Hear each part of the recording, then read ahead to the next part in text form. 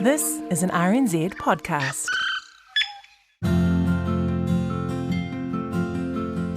G'day, kia ora tātou. My name's Bruce Hopkins, son of Cowie and Bill. In this week's episode of The Long Way Home, I'm still laid up due to my deep bruise cellulitis in my left shin.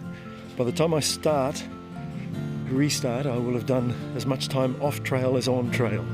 But the on trail has been an amazing experience thus far. And so I've been kind of reflecting on it, going, did I really do those? Yes, I did. I bloody well did. 90 Mile Beach, the Northland Forest, the East Coast down to Bream Head, did Bream Head. And meeting Geoff Chapple, the driver, the founder, the creator, the inspiration for all that has followed in terms of getting Te Araroa up and running, making it a reality over many years, and then maintaining it. So I got to sit with him, Geoff, and it was just wonderful time to hear his experience, get his insights, and he just lays down gently his wisdoms in the form of advice. And I guess you could ask, did I listen? After all, I'm laid up with injury. So, yeah, meet Geoff Chapple. 3 years ago, 2014, around this time of the election cycle, I was asked to MC a fundraiser for the Green Party. I was to introduce a chap by the name of Geoff Chapple. He was going to sing a song, speak and also sing a song. And I think the song was about the Te Araroa Trail. It was. I can actually give you the opening phrase if you want it. Here you go. It's taken from A.R.D. Fairbairn, a poet, and when I was doing the trail I was always real keen to get New Zealand poetry on a brass plaque, as part of the trail.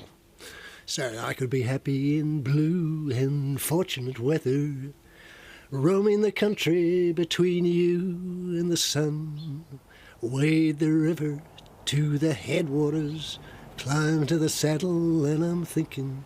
And there you go, Bruce. You'll be thinking when you're on the trail. Your mind will be open and expansive, mate. I really mean that. You'll find out a lot about yourself and your environment. Time frame of the trail. You wrote an article in 1994. That's right, yeah. Then 1998. So 4 years of slogging away. No. The 4 years is trying to convince people by presentations that, hey, this is a good idea. We don't have any resources. You guys have resources. You councils have resources. You DOC conservancies have resources. Why don't you take it and run with it, please? And no one did. So in 1998, before that, say in about 1997, I took some money from the Tyndall Foundation and went round all the councils saying, this time I want you to put a line on this map as to where a through trail would go if the stars were in alignment, if the whole thing was kind of going to be working. So a little context here too. You were still having to earn a living alongside doing all of this, weren't you? Right. You weren't being paid to do that stuff, were you? No, not on the whole. So I was working as a journalist on the Listener through till, I think, 97. And then I made my living from selling articles that I wrote. I would do a section like Araroa, 90 Mile Beach, and I would then write 3 or 4 articles.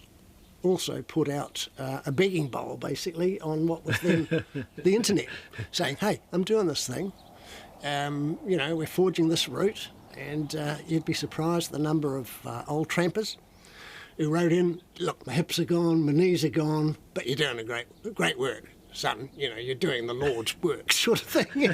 And here's a donation of $500, and honestly, when your card is empty, declined, and you're trying to keep going on this thing, and you're in places, you're sleeping in bloody toilets, to keep the rain off you and things. and someone gives you $500, it's manna from heaven.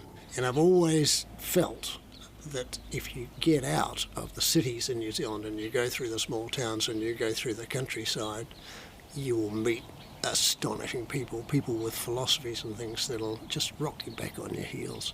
There's a lot of eccentric magic in this country, and the stories that come out of these areas are entertaining and often funny. We've got a great sort of agricultural humour underlying everything, Got a lot of time for the Kiwis, basically. Yeah. By evolving this thing called the Te Araroa Trail, there's this genesis of this ilk of people called the Trail Angel. Yeah, Trail Angels. Yeah, we're Trail Angels in this house. We've got a little badge on our front door. And if we see someone coming through, they're definitely distinctively marked. They got sweatbands around their foreheads, and the hair tends to be unkempt, often beard. Boots, which tend to be dirty, but not always boots. Some of them just wear runners, and some even wear sandals. Anyway, when you see someone with a big pack coming through Devonport, you just sidle up to them and say, "How far are you going?" and they look at you with this sort of, the long stare, I call it the 1,000-yard stare, where they're used to looking into blue distance, and they say, "We're going to Bluff." "You're on Te Araroa." "Yes." "Oh, look, my name's Geoff Chapple." "Geoff Chapple, wow!" Well, not all of them know the history, but a lot of them do. It's surprising, So Miriam and I are Trail Angels. Take people in and brush them up and give them a good feed and shake their hands and send them on their way,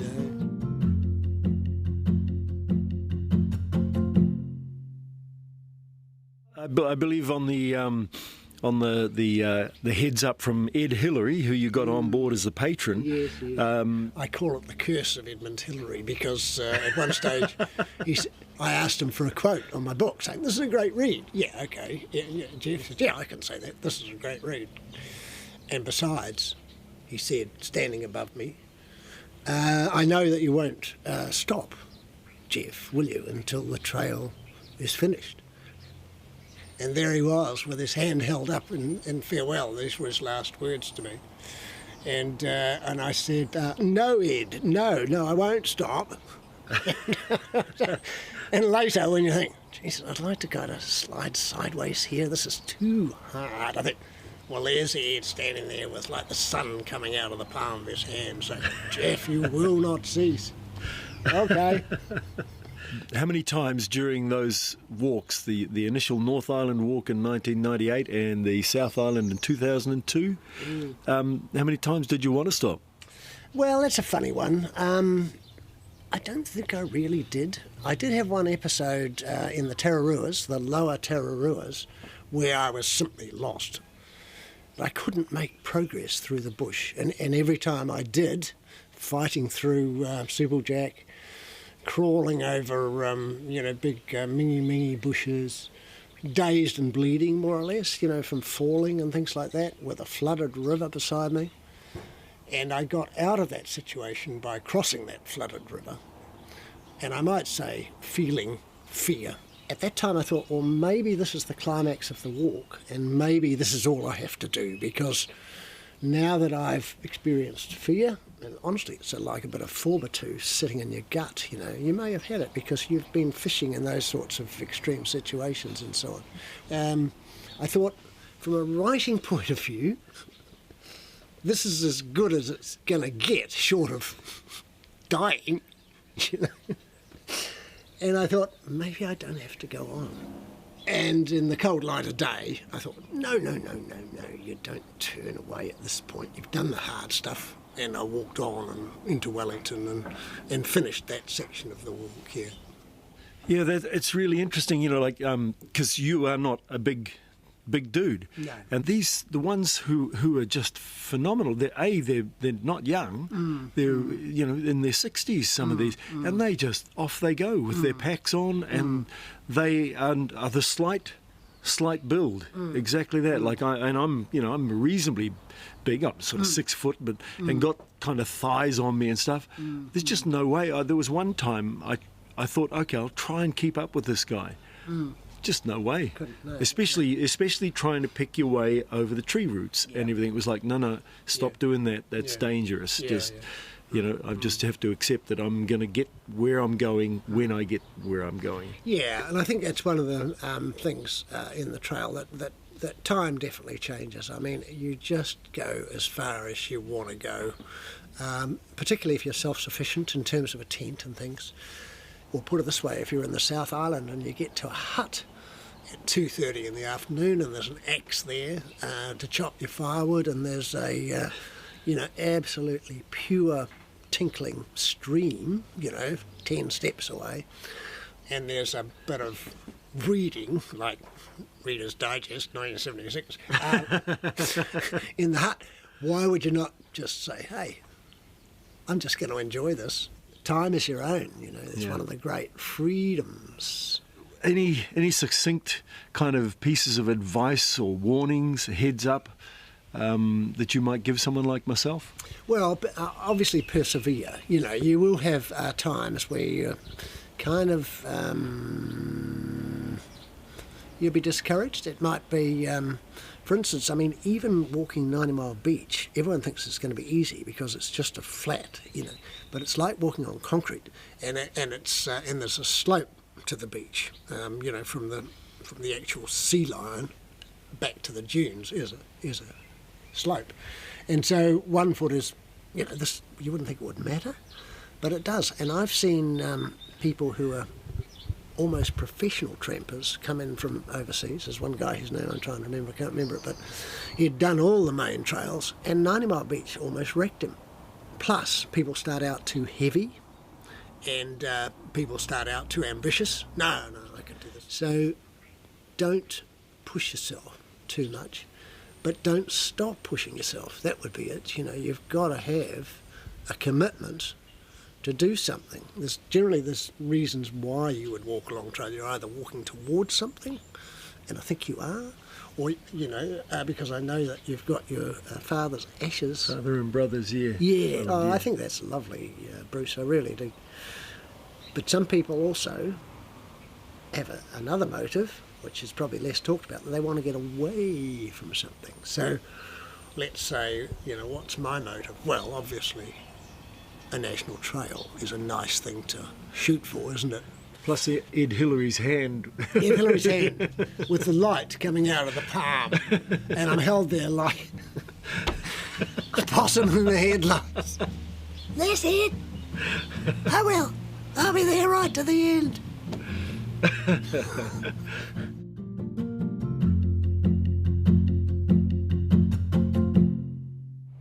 So an update.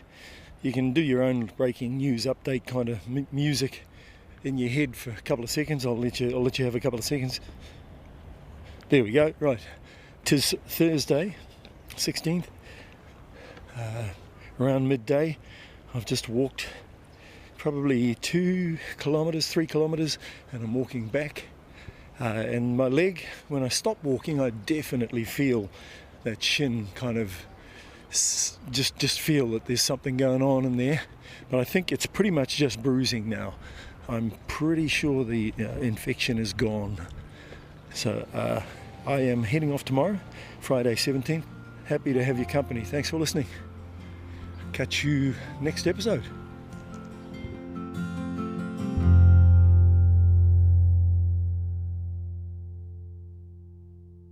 The Long Way Home is produced by Bruce Hopkins and Justin Gregory. The executive producer is Tim Watkin. The engineer is Blair Stagbull.